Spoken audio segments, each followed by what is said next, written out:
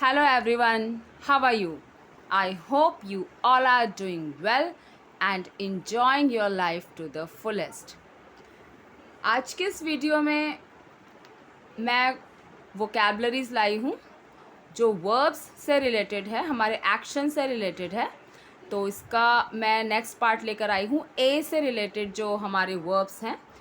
इसका पिछला पार्ट मैं ऑलरेडी अपलोड कर चुकी हूँ एक पार्ट, अब ये सेकंड पार्ट है। तो जो मेरे रह गए थे वर्ब्स उसकी आज हम रिवीजन करेंगे और अपनी वोकैबलरीज को इन्हांस करेंगे। जो ए से रिलेटेड हमारे वर्ब्स हैं और उनसे संबंधित हमारी वोकैबलरीज को इन्हांस करेंगे। तो शुरू करने से पहले मेरे सभी सब्सक्राइबर्स को धन्यवाद देती हूँ, और जो चैनल पर नए हैं और उन्हें ये अपलोड किए हुए टॉपिक पसंद आ रहे हैं और उनकी मतलब उनकी नॉलेज बढ़ रही है, उनको हेल्प मिल रही है, तो उनसे मैं यही रिक्वेस्ट करूँगी कि प्लीज़ सब्सक्राइब कर दीजिए मेरे चैनल को देखने के साथ साथ, और लाइक कर दीजिए और उन लोगों तक शेयर कर दीजिए जो हिंदी के माध्यम से इंग्लिश को पढ़ना चाहते हैं। तो चलिए स्टार्ट कर लेते हैं वर्ब्स रिलेटेड टू ए। ठीक है, ए लेटर से रिलेटेड हमारा आज का ये टॉपिक होने वाला है, वर्ब से रिलेटेड। तो स्टार्टिंग फ्रॉम ए, सबसे पहले है अपलॉड। अपलॉड को हिंदी में बोलते हैं सराहना करना, तारीफ़ करना, प्रशंसा करना। तो इसका सेकंड फॉर्म होगा अपलॉडेड और थर्ड फॉर्म होगा अपलॉडेड। सेकंड फॉर्म मतलब पास्ट और थर्ड फॉर्म वर्ब का मीन्स पास्ट पार्टिसिपल। ये मैं ऑलरेडी अपनी पिछली वीडियो में बता चुकी हूँ। इसके बाद है अप्लाई। अप्लाई का मतलब होता है लागू करना। तो इसका सेकंड फॉर्म होगा अप्लाइड और थर्ड फॉर्म होगा अप्लाइड। इसके बाद है अप्रिशिएट। तो अप्रिशिएट का हिंदी में अर्थ होता है सराहना करना, और इसका सेकंड फॉर्म है अप्रिशिएटेड, थर्ड फॉर्म भी है अप्रिशिएटेड। Appreciate, appreciated, appreciated. ठीक है। इसके बाद है अप्रोच। तो अप्रोच का अर्थ होता है निकट आना या प्रस्ताव करना, कोई प्रस्ताव देना या प्रस्ताव करना, इसको बोलते हैं अप्रोच्ड। और सेकंड फॉर्म है अप्रोच्ड और थर्ड फॉर्म है अप्रोच्ड। इसके बाद है अप्रूव। तो अप्रूव का अर्थ होता है मंजूर करना, इसका सेकंड फॉर्म है अप्रूव्ड और थर्ड फॉर्म है अप्रूव्ड। इसके बाद है आर्ग्यू। तो आर्ग्यू इसको बोला जाता है, तो आर्ग्यू, तो इसका हिंदी में अर्थ होता है बहस करना। तो इसका सेकंड फॉर्म होगा आर्ग्यूड या आर्ग्यूड और थर्ड फॉर्म भी होगा आर्ग्यूड। इसके बाद है अराइज। अराइज का मतलब होता है उठना, इसको बोलते हैं अराइज।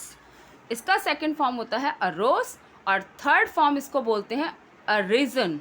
इसको अरीजन बोला जाता है, अराइजन नहीं, अरीजन। ठीक है, अरीजन। इसके बाद है अरेंज। अरेंज का अर्थ होता है व्यवस्था करना, इसका सेकंड फॉर्म होता है अरेंज्ड और थर्ड फॉर्म भी होता है अरेंज्ड।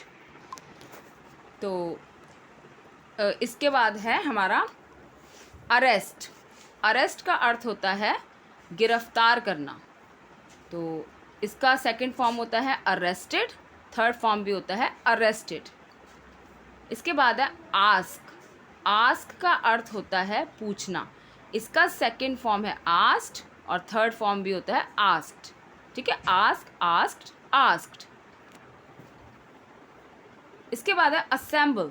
असेंबल का अर्थ होता है इकट्ठा करना, इसका सेकंड फॉर्म होता है असेंबल्ड, थर्ड फॉर्म भी होता है असेंबल्ड। फिर है असर्ट। तो असर्ट का अर्थ होता है दावा करना या जोर देना, जो असर्टिव स्टेटमेंट्स आप करते हैं, असर्ट दावा करना या जोर देना। तो इसका सेकंड फॉर्म होता है असर्टेड और थर्ड फॉर्म भी होता है असर्टेड। इसके बाद है असॉर्ट। असॉर्ट का अर्थ होता है छांटना, इसका सेकंड फॉर्म है असॉर्टेड, थर्ड फॉर्म भी है असॉर्टेड। फिर है अज्यूम। अज्यूम का अर्थ होता है मानना, इसको एज्यूम बोलते हैं। ठीक है, अज्यूम। एज्यूम का अर्थ होता है मानना, इसका सेकंड फॉर्म होता है अज्यूम्ड और थर्ड फॉर्म भी होता है एज्यूम्ड। Assume, assumed, assumed. फिर है एस्टॉनिश। एस्टॉनिश का अर्थ होता है चकित करना, इसका सेकंड फॉर्म होता है एस्टॉनिश्ड और थर्ड फॉर्म भी होता है एस्टॉनिश्ड। फिर है अटैच। अटैच का अर्थ होता है संलग्न करना, मतलब किसी चीज़ में अटैच करना, मिलाना। इसका सेकंड फॉर्म होता है अटैच्ड, थर्ड फॉर्म भी होता है अटैच्ड।